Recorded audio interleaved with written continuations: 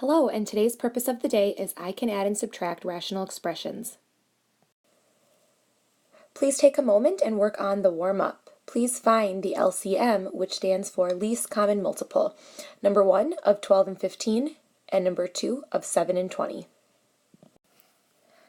Great job! Let's go through these examples together.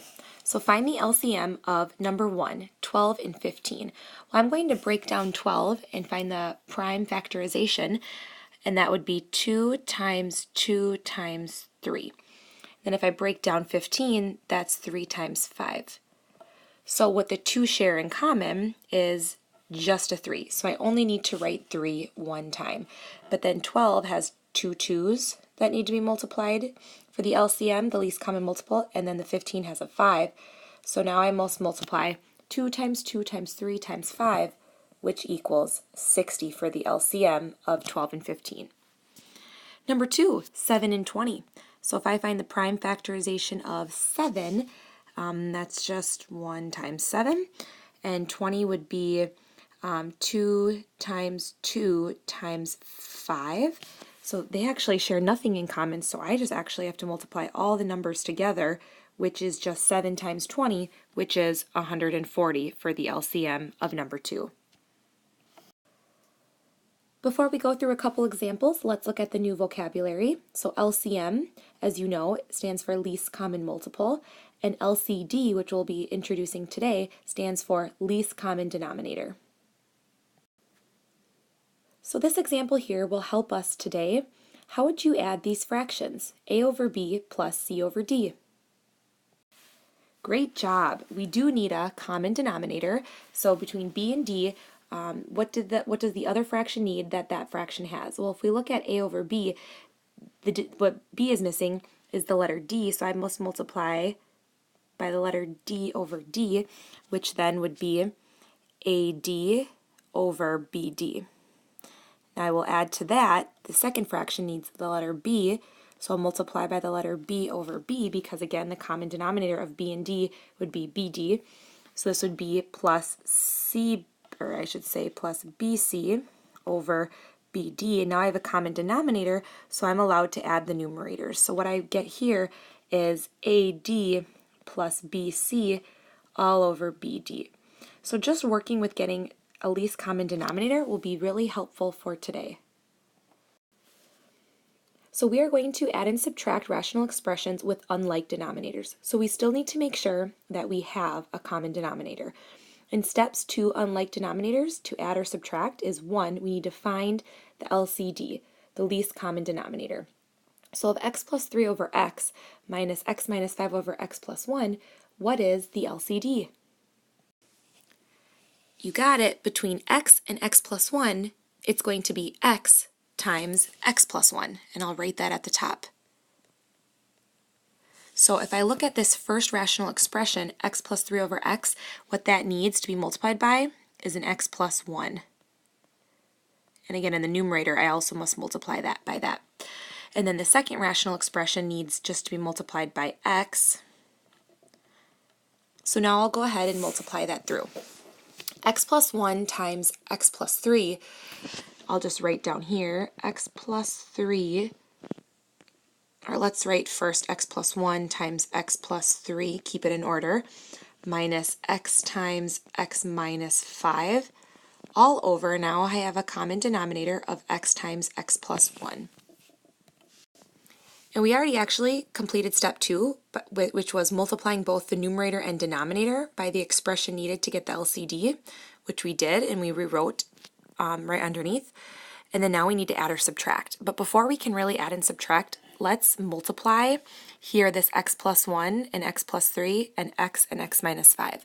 So x plus 1 times x plus 3 is x squared plus 4x plus 3, and again that was because we could use either FOIL or the box method, minus, and now I'm going to put this all in parentheses because if I distribute that x, I get x squared, and then x times negative 5 is minus 5x. So now I have to make sure that I'm subtracting both terms because I don't want to forget and have a double negative and miss that, or just forget that I'm subtracting both terms, all over x times x plus 1. So now if I look to simplify here, I have x squared minus x squared, so those actually cancel out. I have 4x minus negative 5x, which is chop chop, really adding, which is 9x. I have 3 minus 0, so that's just plus 3, all over x times x plus 1. Now let's look and see if we can factor out anything. And with the 9x and 3, I can take out a 3 and then get 3x plus 1. And now we're on step 4. Factor and simplify if possible. All over x times x plus 1.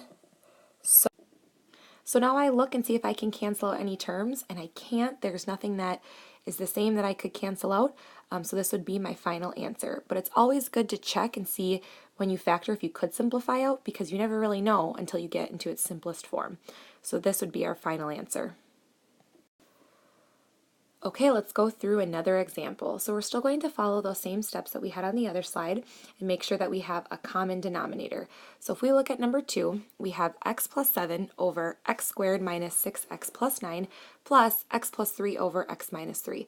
So I'm actually going to factor this denominator here and see what this trinomial factors into, and that would be x minus 3 times x minus 3. So, and then this rational expression has 1x minus 3. So a common denominator of x minus 3 and x minus 3, and then the other rational expression of just x minus 3 would be 2x minus 3's. So the first rational expression actually is already simplified and done. I just need to multiply the second rational expression here by x minus 3. So when I do that, this stays as x plus 7. And then I'm going to add. Now if I FOIL these two terms here, I'll leave them as they are so we can see everything that we need to do, over x minus 3, and I could say the quantity squared. And now let's go ahead and let's FOIL here these two terms, and then we'll combine like terms.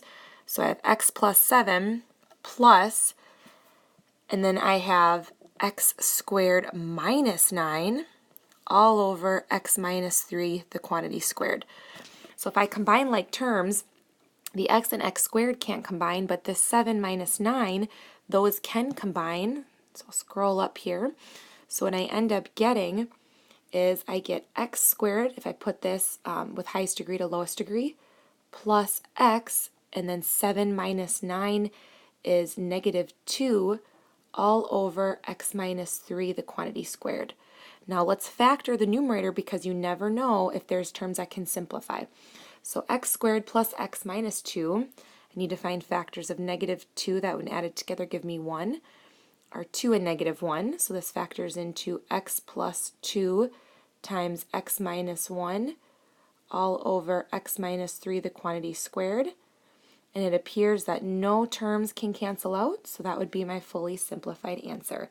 X plus 2 times x minus 1 over x minus 3, the quantity squared. Thanks for listening. Have a great day. Bye-bye.